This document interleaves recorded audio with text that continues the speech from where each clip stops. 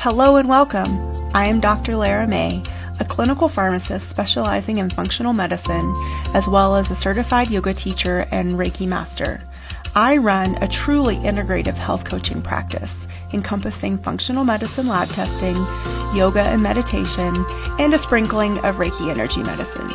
Join me here on Light Body Radio to break through your health plateau and come into alignment with your natural vitality.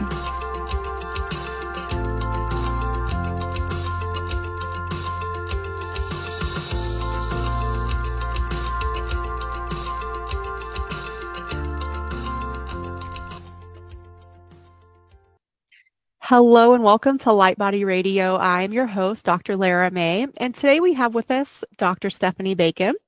Welcome, welcome. She is a passionate and fun-loving human who wants to share the freedom of a life authentically lived with all who are yearning for peace, purpose, and connection.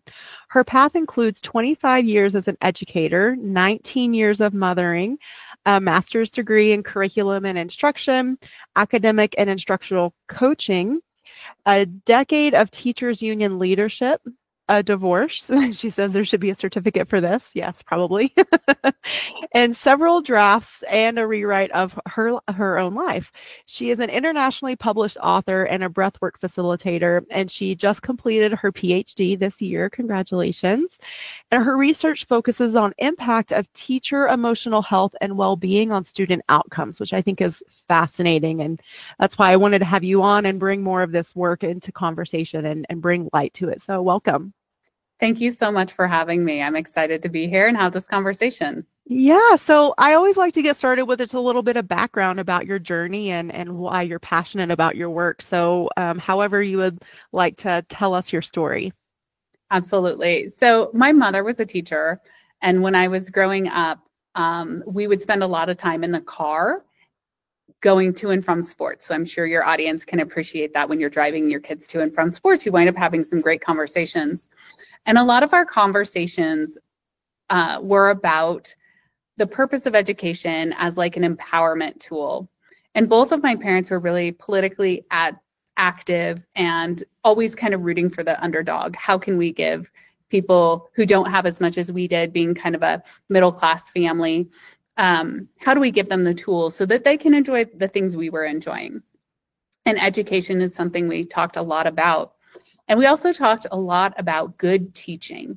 And so, of course, I was a student, and I'd be talking to my mom about teachers that were really impactful for me. And I'd be talking about teachers where I was really struggling to connect, or I didn't want to go to their class. And so ultimately, that influenced my decision to become a teacher.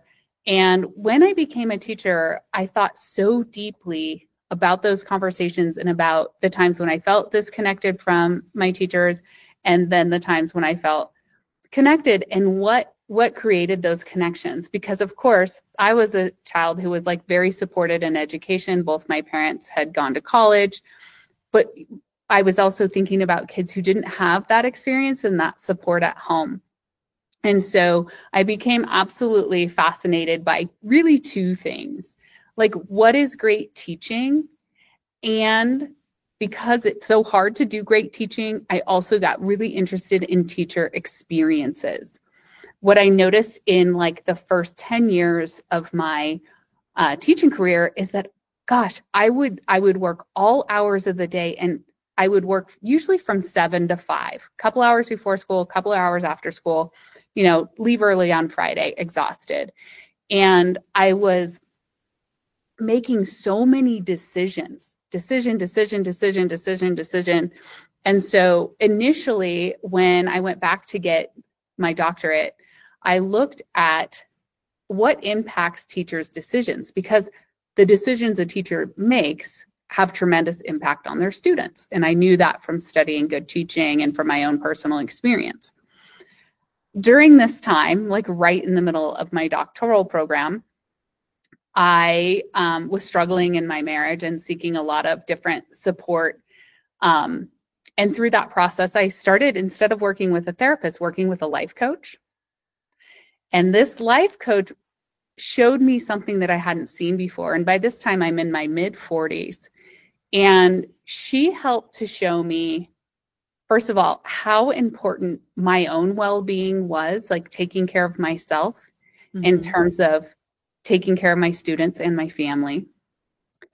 She also showed me how freeing it was to take 100% responsibility for my experience. And I could only do that if I stopped trying to be perfect. So along that journey of abandoning imperfection, I was able to notice then like what my real feelings were. Because when you're trying to be perfect, all you're trying to do is spin things so that you can kind of maintain, like if something bad goes wrong, bad happens in the classroom or with your family or with a friend, you have an excuse. When you abandon imperfection, you can say, wow, well, I was actually feeling this way, but I didn't know what to do. Or I was really feeling exhausted and I just blew it. And so then I started to notice, wow, this actually really impacts my teaching. And so when I abandoned imperfection, I noticed that the way I interacted with my students became so different. I was able to connect with my students more deeply. There was less stress and tension in my body, less stress and tension in their bodies. I just had students tell me today, you are the most chill teacher I've ever had. And I said, well, do you think we're wasting our time or we're not doing enough? They're like, we do so much in class. We're always doing things, but you just are chill. I think what they're saying is I'm pretty relaxed, but I was only able to become relaxed when I got really familiar with my emotions, took responsibility for how I was feeling, decided, heck no, I'm not perfect. I'm not close to perfect. I'm not even going to try, and I'm not going to hide it when I mess up. And so I switched my research and found a body of research that started in 2009, but then got abandoned a little bit because we started to focus on student achievement and student test scores. We actually started that focus in 2000 under the Bush administration. And then under the Obama administration, the kind of funding structure changed, but test accountability became still even more important. And so the research shifted away. But this body of research, it's entitled The Pro-Social Classroom by Patricia Jennings and Dr. Greenberg. And this body of research shows how much a teacher's social and emotional skills impact student academic learning, and also student social and emotional learning has been like the recent add-on. So after the pandemic, we research around social and emotional well-being got more attention again. And so you see that schools are implementing curriculums for students on social and emotional well-being, which is fantastic. This is wonderful. But as a teacher, I knew all along they're not training the teachers in social and emotional skills.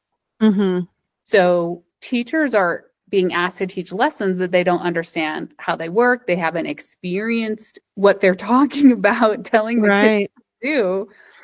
And there's been this assumption that teachers will learn along with the students.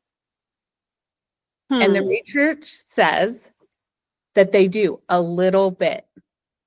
And the research also says they learn a heck of a lot more when the teachers practice it themselves and when they're kind of teaching it not in like a single lesson, but like all day long. Right. And so that is where I ended up really focusing my research. And as I shift out of the classroom, currently I'm in classroom teacher full-time. As I shift out of the classroom, I just want to bridge that gap. Let's get the teachers really to become experts. There's legislation dating back into the early 2000s that required teachers to get certified in whatever content area they were going to teach. And it was called highly qualified teacher. So you had to kind of prove, if I'm teaching anything, I believe, above third or fourth grade, let's say I'm teaching fifth grade history, I knew to have taken enough classes in history to be teaching it. And it was especially true for middle school and high school, that you had to definitely prove that you had enough coursework.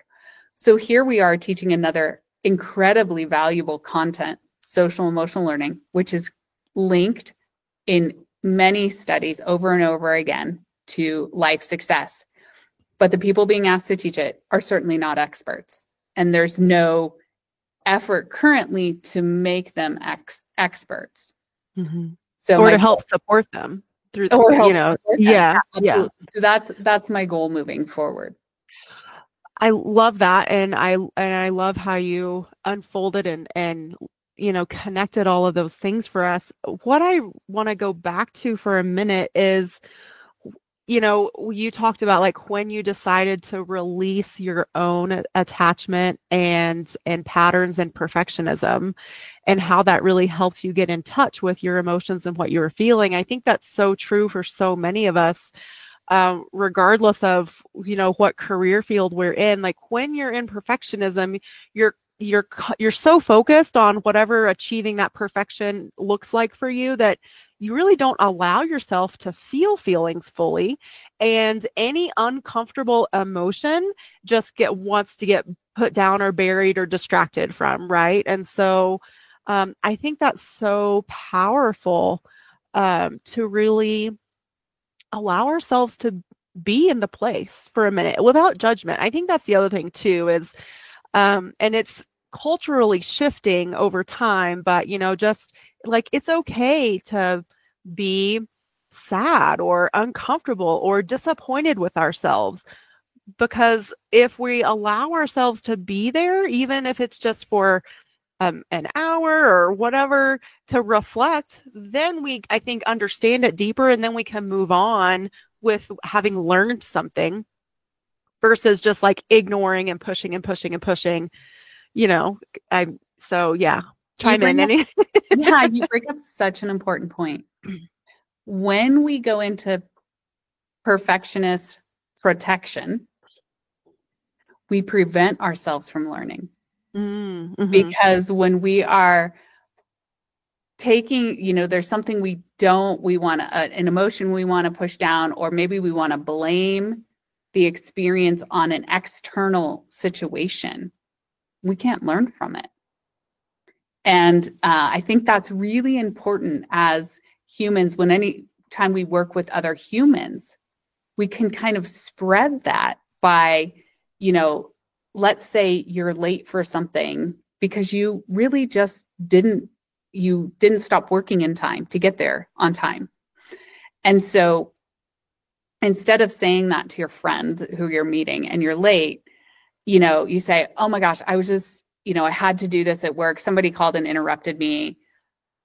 You can't learn that you need to stop working early, or maybe you can't learn that you need to set an alarm on your calendar to not let this happen again, because you've blamed it on something else.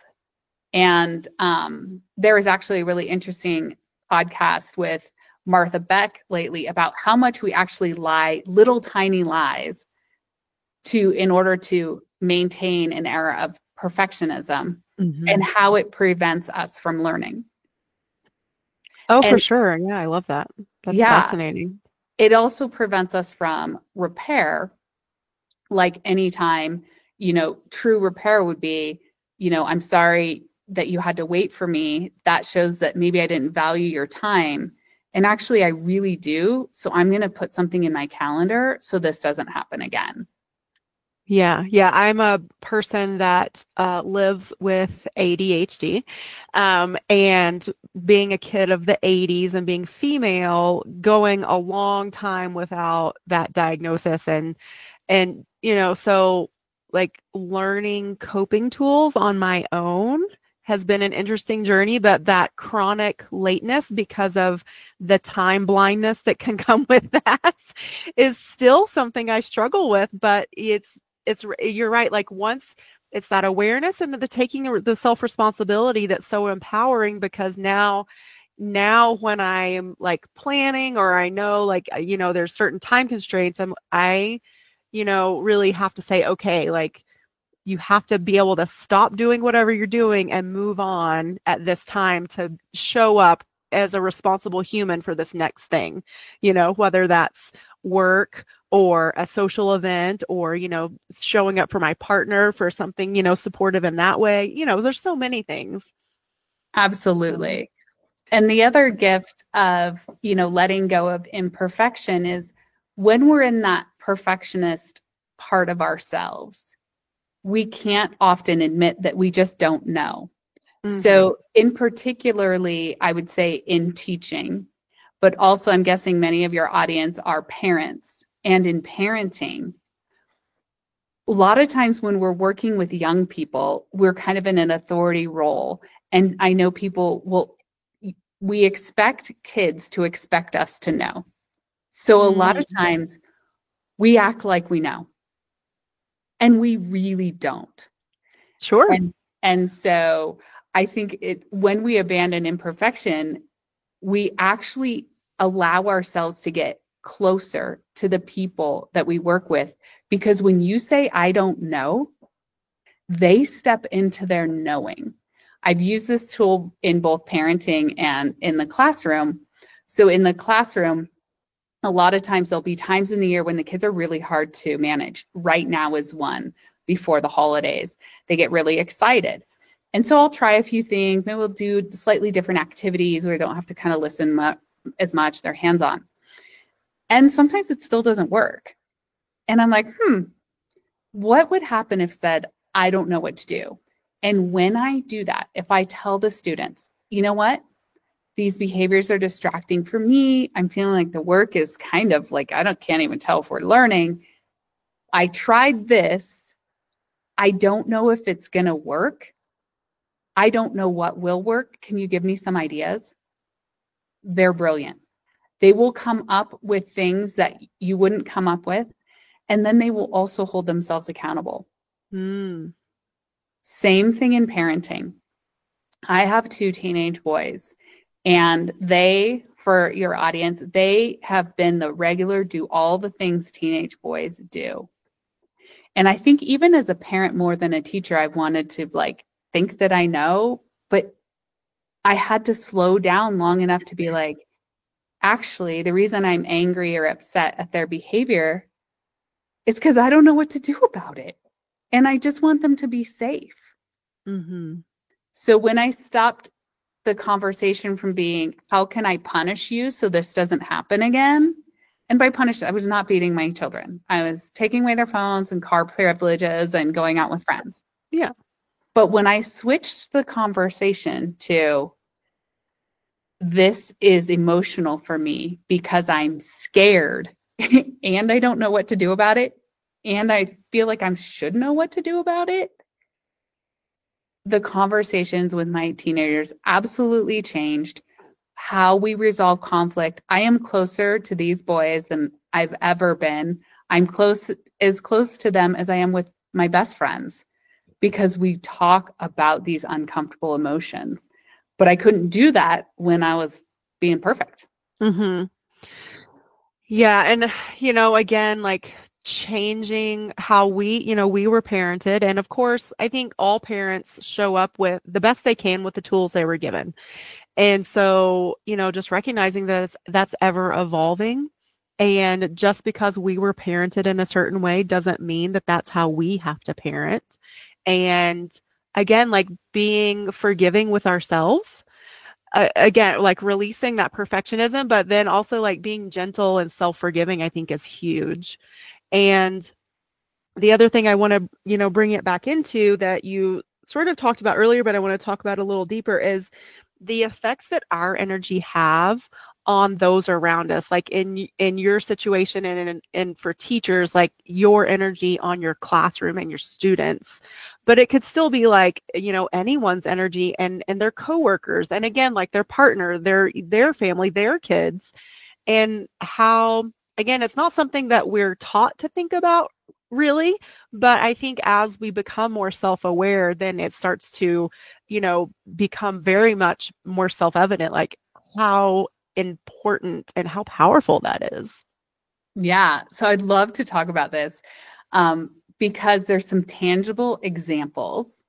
And there's also then just like kind of the more what we sense examples.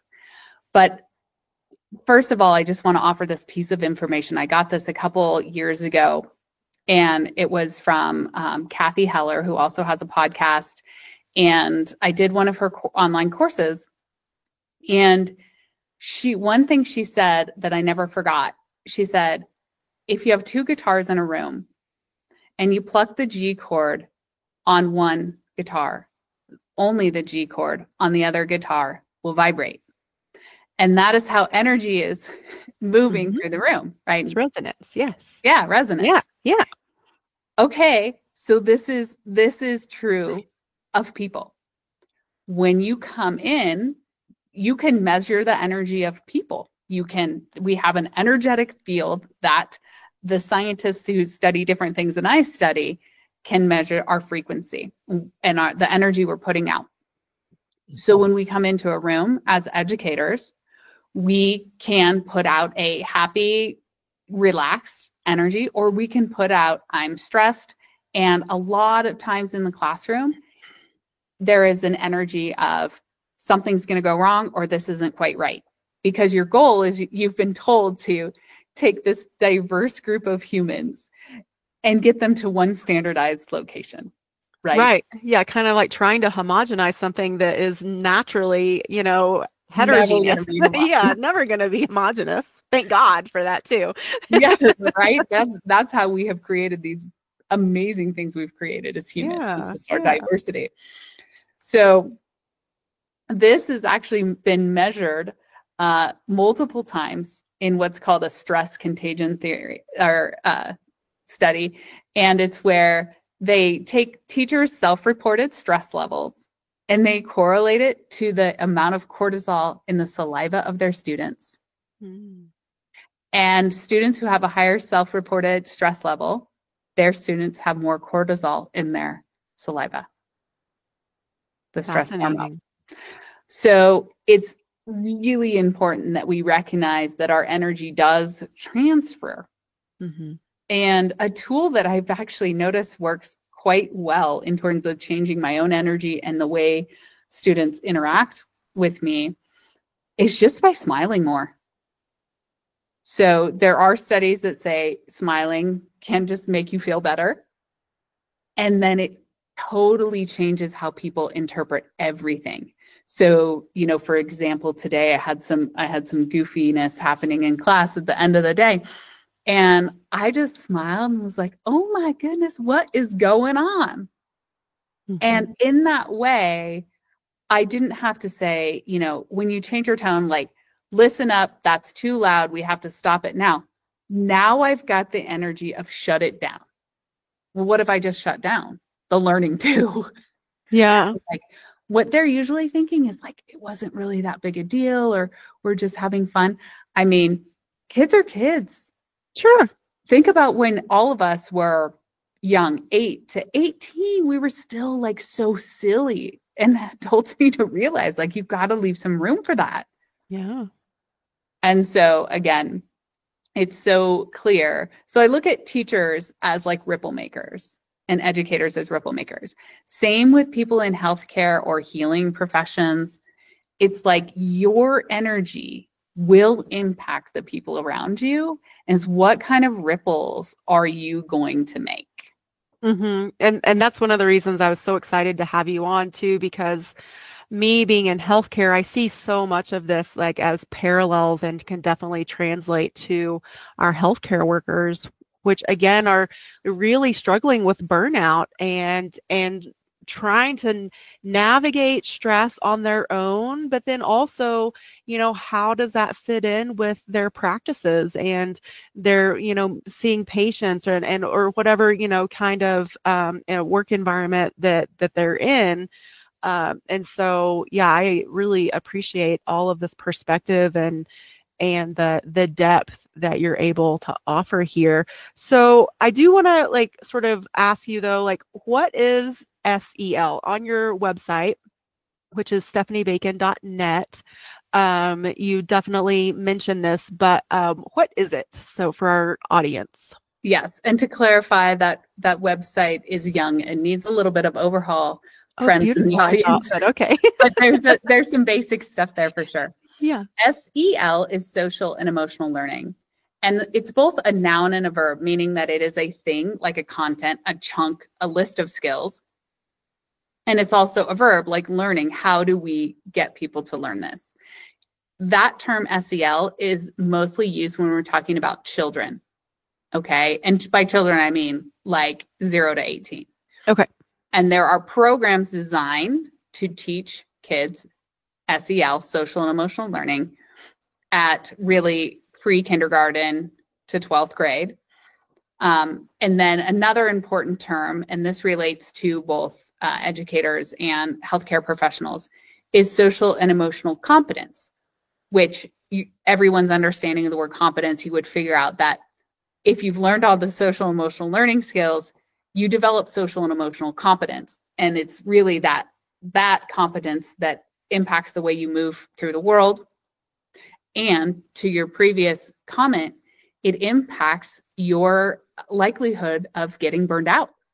Mm-hmm. So there are also studies that link social and emotional competence, meaning you have the skills.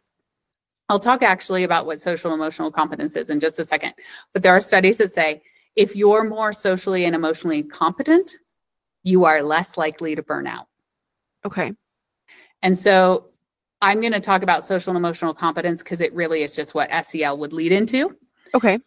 So social and emotional competence is really self-awareness, other awareness, decision impact awareness, and awareness of diversity, culture and diversity, having cultural sensitivity and an awareness that not everybody's like you. Right. And kind of knowing how to navigate that. Okay. So the self-awareness is what we talked about at the very beginning, where you actually know your true emotion, not that surface level reactive protective emotion. Mm-hmm. You know the deeper emotion that might be rooted in survival, like fear or anger, right? Mm-hmm. And so that self-awareness, usually once you get deeply self-aware, it leads to self-compassion. Self-compassion leads to compassion for others. When you're both more compassionate to yourself and more compassionate to others, a couple things happen. You start taking better care of yourself. You start recognizing that when you feel good, because you'd say, I'm going to be compassionate. I can't do all the things. I have to take care of myself because it helps me take care of others. And when others can't show up, and maybe cancel and take care of themselves or take a break or, miss a shift, you're more able to be like, oh, I got you. It's totally okay. And so it kind of becomes that self-awareness leads to other awareness, leads to self-compassion, leads to the freedom to be like, I'm not going to beat myself up if I don't go to the event because I need to lay on my couch and listen to music. Or I don't go to the gathering because I need to be alone and take a hike. Or, I will be a better teacher if I don't grade papers all weekend and I actually let my brain rest. Mm-hmm. So that's how social and emotional competence leads to less likelihood of burnout, because ultimately you are not taxing your nervous system, which is another huge component of social and emotional well-being, which is interesting to me. The current research, and I'm not sure exactly why, I want to follow up with the lead researchers. The tie to the nervous system has not yet been clarified a ton in the research. And so I would add, if I were going to create my own definition of social and emotional competence, it would include that you have multiple ways to regulate your nervous system. Because until we regulate the nervous system, we can't be self-aware. when we are dysregulated. Yeah. When you're in fight or flight, but that's exactly where you are. Like you're looking for either a way to self-defend or just get the F away. So, and yeah, you can't focus on other things when you're in fight or flight. And we know when we're in fight or flight that raises our cortisol, that then, raises our blood sugar, which, creates all this inflammation and, then like trickle down effects, whether it's cardiac disease or hypertension or, all these other things. So yeah, absolutely.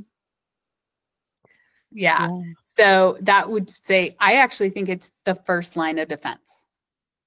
Anything is going wrong in your life, anything. What can you do to regulate your nervous system? So I've noticed, like, at the end of the school day, I may have a ton of work to do after school, but I don't even do it as well until I just take literally like 2 minutes to put on a song, slow my breath. Then I could maybe, what winds up happening is I can make a list of like the order of priority. And I've just downshifted into a place where I can actually access my full potential. So from my perspective, the first step towards social emotional competence is knowing how to regulate your nervous system. Love that. I love it. And so I want to ask you this too, like maybe we're kind of going, I'm leading this sort of in a backwards direction, but whatever, this is where my brain is going right now. I know in the healthcare world, there is more discussion these days about balance and self-care and all of these, self-regulating things. However, like you said, it's not being taught to the practitioners. Like if we want to actually learn it, we have to learn it on our own, let alone implement it in our day. And then also too, there's still this culture within of the expectation of overworking and over giving of ourselves, like constantly being asked to pick up shifts or constantly being asked to take on an extra project in addition to your normal workload. And the expectation is that you're just supposed to say yes. And if you don't say yes, then it's kind of, looked down upon instead of, in some way, shape, or form, acknowledging that what your baseline job is with the description is enough, and then anything above and beyond is amazing, but should also be like coordinated in a way that's supportive and healthy instead of just like draining. Is it like that for teachers too? Absolutely. And so I just want to speak to, I'm going to just jump right into solution. And Beautiful. the solution is trust, time, and training. And the reason I say trust first, because I was actually looping it around in my mind as you were talking, is because the first thing people have to do, and these are leaders, so you're talking educational leaders, and you're talking administrators in the healthcare industry, they can access the research and they need to trust it because the research is clear in all fields that when people have a regulated nervous system, they do a lot better work. When they have the social and emotional skills to navigate challenging situations and conversations, whether it's with patients or colleagues, they have you have a more productive employee, right? The employee who has just had a snarky interaction with a colleague goes on to not do great work. Mm-hmm. Yeah. For two reasons. Then their nervous system is elevated and they're not using their full brain capacity. Yeah. If we want to change outcomes for patients and for students, what we need is the humans who are serving them to be accessing their full potential, meaning that they're calm. They can be thinking about, maybe what relevant recent trainings would work, recent articles they've read. And you cannot do that if you're navigating a world either in fight and flight or in fear. So the one thing is you have to trust. You have to trust in the power of keeping people socially and emotionally well with regulated nervous systems. Then you give the time. So the trust comes first, because then you know, if I give, let's say we give people 45 minutes a day, that 45 minutes is going to leverage significantly better outcomes, right? Mm-hmm. And there is a study that links the impact of social and emotional learning in schools. And essentially, it's something like, and I hope I don't get this wrong, people, if I get this wrong, I apologize, but I already said I'm not perfect. But it's like, for every $1 you put into social and emotional learning, you get $11 of leveraged educational impact. Wow. And I'd be happy to look up the study if you wanted to link it in your notes, but it would take me a day or two to pull it out. No, but it's in my bag. Sure. Yeah, that's powerful. That's significant too, especially like, sorry to interrupt you real quick, but especially as in the healthcare world where everything is, trying to be distilled down to a monetary value, and when you go to your doctor, if you get 15 minutes, you're lucky, like that monetary translation is huge, I think. Absolutely. And when you talk about in the medical field where you do get 15 minutes, if those first 3 minutes are the physician coming in, calm, how are you? How have you been feeling? The next 3 minutes with the patient, see, they've been able to relax, and they've gotten that smile and like, it's going to be okay. And then that person is able to really access what's true for them, leading to probably better information in that interaction. Right? Yeah. I know when I've had physicians come in and they look like they're in a hurry, and I'm like, oh God, I better spit this out fast. I better not ask any questions. Right. Or sometimes you completely forget like maybe half or all of what you even came there for. Totally. Yeah. I don't want to make their job harder. I'm just like, oh my God, how can I be a good girl? And like, they're in a hurry and I'll spit it out. So yeah, that's what's so important is there are studies now. I'm sure there's more than one, but this one was looking at, the $1 to the $11. And so then we've got trust, then time. It has to be sacred. We are all, pulled in so many directions. So whatever works best for the structure of the institution, the employees, the teachers, or the medical care providers need to be like, this amount of time must be spent taking care of your nervous system, becoming self-aware. Here's a menu of practices. There is accountability. We're going to check in with you. How are you growing? How are you learning more about yourself? How did meditation work for you? Was yoga better for you?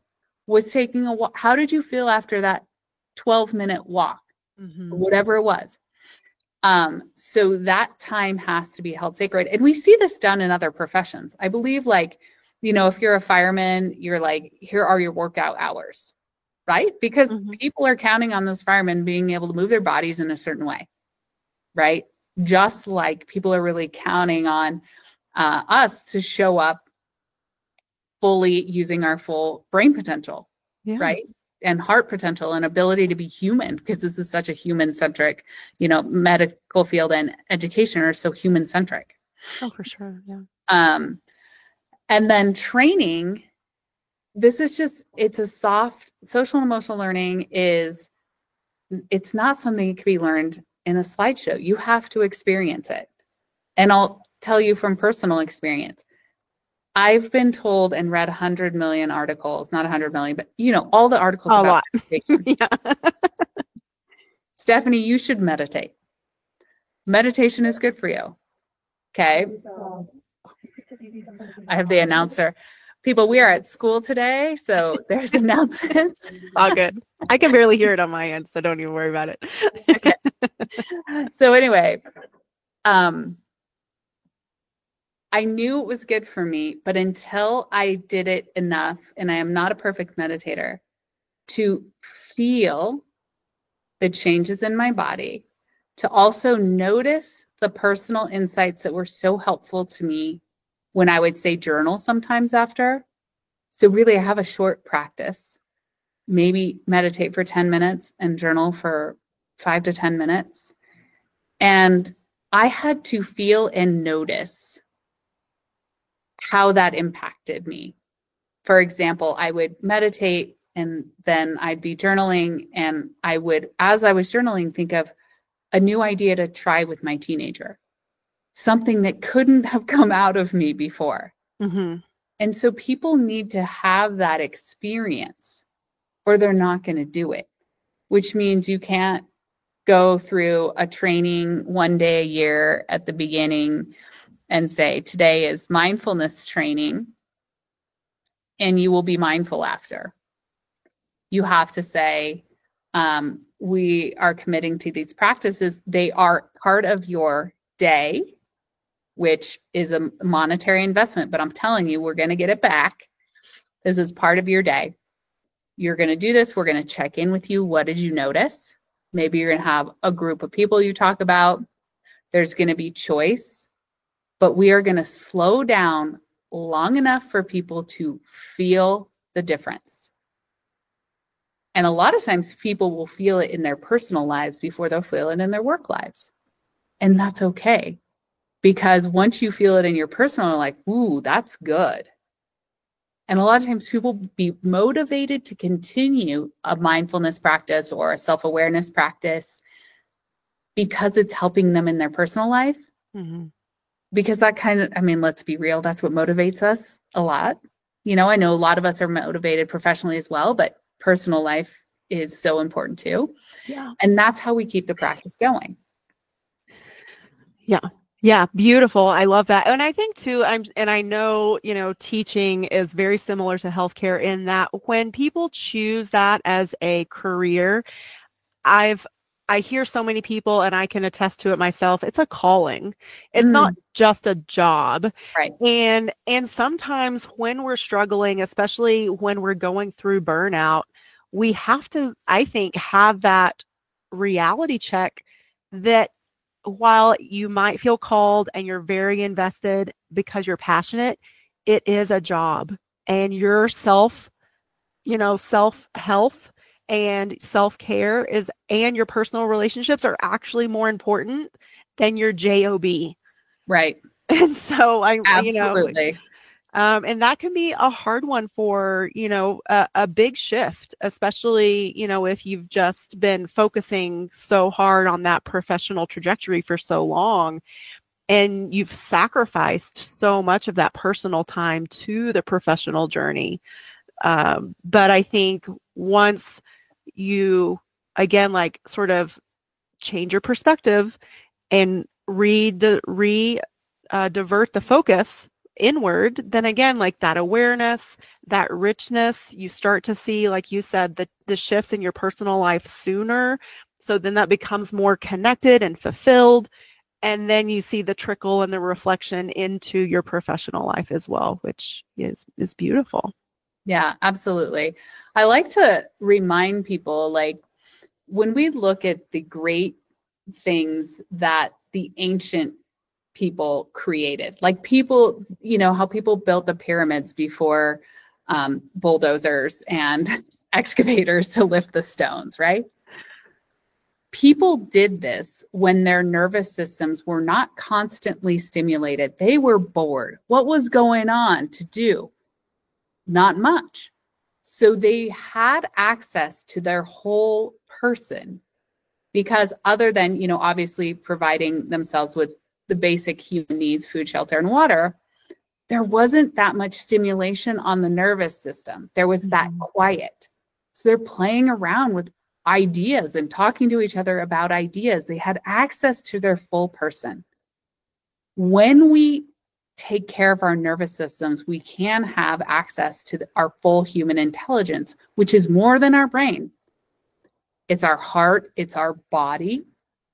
Our body is always sending us messages. In fact, When I was being trained as a breathwork facilitator, I learned that 80% of the messages between your brain and body are from body to brain, and 20% are from brain to body. So we need to access our full intelligence, not just our mental, our cognitive intelligence. And we can really do that like the ancients did, like these people who had so much fewer tools and technology and still did just absolutely incredible creations. Right. So that's kind of why I advocate for taking care of the nervous system first. Oh, for sure. And I've seen more and more lately on the socials that I follow that, like the Gen Xers and the early millennials were some of the last generations to have those periods of boredom because we literally didn't have the devices in our hands 24/7 like we do today. And so Exactly. now I think that challenges us both as teachers, educators, healthcare workers, to when we interact with our students, whatever that dynamic is, to remind them and ourselves to put down the device, disconnect from the technology. Like you said, go outside or get silent and still in some way, shape, or form, and just bask in that. And, again, like find that connection. Absolutely. It's really, really important. Yeah. Well, oh my gosh, I feel like you and I could talk all day. So we'll definitely, have to have you back, especially as your research evolves, because I think it's super fascinating. Tell us where we can find you and how we can work with you. I know you do it. We didn't even talk about your breathwork facilitation, which I would love to hear more about, but maybe we'll do that in a next episode. But tell us whatever you want us to know in terms of finding you and all that good stuff. I would just say I've been playing on TikTok. I'm Stephanie Bacon 7 on TikTok. And that's where I just drop little tidbits about social and emotional competence and how it can look in the classroom. Or actually, I kind of go back and forth between classroom and parenting because so many of us are parents and they're so related. And I drop some research in there. And then stephaniebacon.net is where you could read, find me and read some writing that I've done, listen to other podcast interviews that I've done, and reach out to me at info@stephaniebacon.net. Beautiful. Thank you so much. We appreciate your time and your curiosity and all this work that you're doing. Thank you so much. Yeah, it's been a pleasure. Thank you. Yeah. All right, everybody. Definitely check out Stephanie.Bacon7 on TikTok. I definitely will. And stephaniebacon.net. And we will have her back to discuss more the breathwork aspect in more detail in maybe a month or so, or whenever our calendars sync up. So thank you so much. And we will definitely catch you on the flip side, everyone. Bye, everybody.